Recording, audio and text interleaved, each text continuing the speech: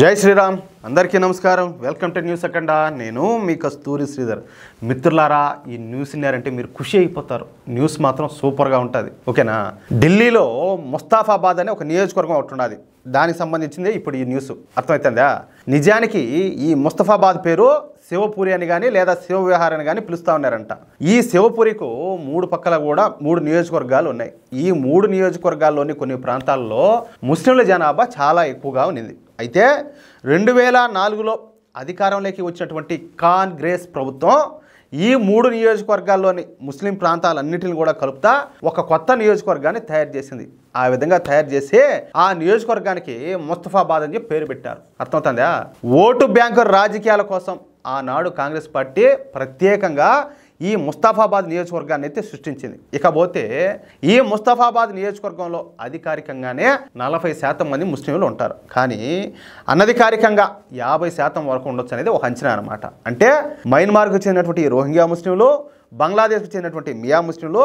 ఎక్కువగా ఈ ప్రాంతంలోనే ఉంటారంట ఇక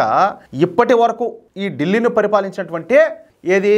ఈ ఆమ్ ఆద్మీ పార్టీ ప్రభుత్వం వీళ్లకు అంటే ఎవరికి ఈ అక్రమ వలసదారులు కూడా ఆధార్ కార్డులు రేషన్ కార్డులు ఓటర్ ఐడి కార్డులు జారీ చేసింది ఇక్కడ ఇంకొక మాట ఏంటంటే వచ్చే నెల నుంచి ఢిల్లీ వ్యాప్తంగా పెద్ద ఎత్తున ఈ అక్రమ వలసదారుల ఏరివేత కార్యక్రమాన్ని బీజేపీ ప్రభుత్వం అయితే ప్రారంభించనున్నట్టు తెలుస్తుంది సరే ఇకపోతే ఈ ముస్తఫాబాద్ అనేది ఈ సున్నితమైన ప్రాంతం ఎందుకంటే ఇక్కడ ముస్లింలు ఎక్కువగా ఉన్నారు కదా దానివల్ల ఒకసారి ఆలోచించండి మన దేశంలో హిందువులు ఉన్నారు క్రైస్తవులు ఉన్నారు బౌద్ధులు ఉన్నారు పార్సీలు ఉన్నారు జైనులు ఉన్నారు సిక్కులు ఉన్నారు యూదులు ఉన్నారు చాలామంది ఉన్నారు అవునా కదా కానీ వీళ్ళలో ఎవరు ఏ ప్రాంతంలో ఉన్నా అక్కడ పెద్దగా ఈ శాంతి భద్రతల సమస్యలు అయితే పెద్దగా రావు ఏదైనా ఓపెన్గానే మాట్లాడుకున్నాం కానీ ఆ వర్గానికి చెందిన వాళ్ళు ఎక్కడైతే అధికంగా ఉంటారో ఆటోమేటిక్గా ఆ ప్రాంతం సున్నితమైన ప్రదేశంగా మారిపోతుంది అంటే అక్కడే అల్లర్లు గొడవలు మత ఘర్షణలు అన్నీ కూడా జరుగుతూ ఉంటాయి తీవ్రవాదులు కూడా అక్కడి నుంచే తయారవుతూ ఉంటారు ఇందులో మొహమాటమే ఉండదు నిజమే కదా వాస్తవమే కదా అదైతే అదేవిధంగా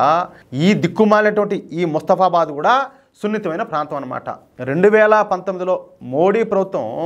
సిఏఏ చట్టాన్ని తీసుకొచ్చింది ఈ చట్టంలో ముస్లింలకు సంబంధించిందంటూ ఏమీ లేదు కానీ మదం పట్టినటువంటి ఈ ముస్తాఫాబాద్లోని ఈ జాంబిగాళ్ళందరూ కూడా పెద్ద ఎత్తున హిందువులపైన దాడులు తెగబడినారు ఈ రాళ్ళు కత్తులు ఏ దొరికితే అది ఆయుధాలతో హిందువుల మీద విరుచుకుపడినారు ఈ దాడుల్లో 52 మంది హిందువులు మరణించారనమాట తాము ఏ తప్పు చేయకపోయినప్పటికీ ఈ రాక్షస జాతి చేతిలో అకారణంగా చనిపోయినారు సరే ఈ హత్యలు చేసిన వాళ్ళు ప్రస్తుతం జైల్లో అయితే మగ్గుతారు అది వేరే విషయం కానీ స్థూలంగా ఇది ఏది ఈ ముస్తఫాబాద్కు సంబంధించినటువంటి నీచ నికృష్టపు చరిత్ర అర్థమైంది కదా మీకు అయినప్పటికీ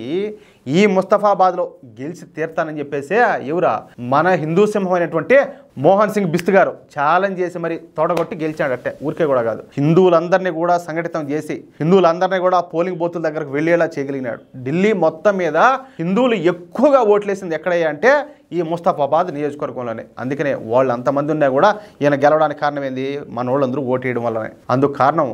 ఎవరయ్యా అంటే ఈ మోహన్ సింగ్ బిస్త్ గారే సరే ఎన్నికల ఫలితాల్లో మోహన్ సింగ్ బిస్త్ గారు ఘన విజయం సాధించారు 17,500 ఓట్ల మెజారిటీతో ఆదిల్ అహ్మద్ ఖాన్ పైన అయితే గెలిచాడనమాట ఈ సందర్భంగా ఈ మోహన్ సింగ్ బిస్త్ మాట్లాడుతా అసలు నిజానికి ఈ ముస్తఫాబాద్ అనే నియోజకవర్గమే లేదు కానీ ఆనాటి సూడో సెక్యులర్ ప్రభుత్వాలు ఇక్కడ కొత్తగా ఈ ముస్తఫాబాద్ నియోజకవర్గాన్ని ఏర్పాటు చేసినాయి కాబట్టి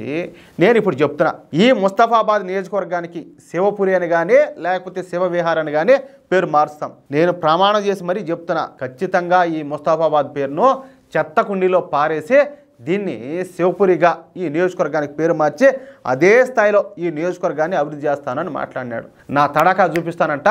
ఈ మోహన్ సింగ్ బిస్త్ గారు తొడగొట్టి మరీ చెప్పినాడయా అయితే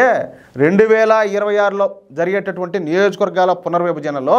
ఈ ముస్తఫాబాద్ మొత్తం కూడా 4 ముక్కలయ్యే అవకాశం ఉండదంట అప్పుడు అన్ని నియోజకవర్గాల్లో కూడా హిందువులదే డామినేషన్గా ఉండాలి అది మ్యాటర్ అయితే ఏమంటారా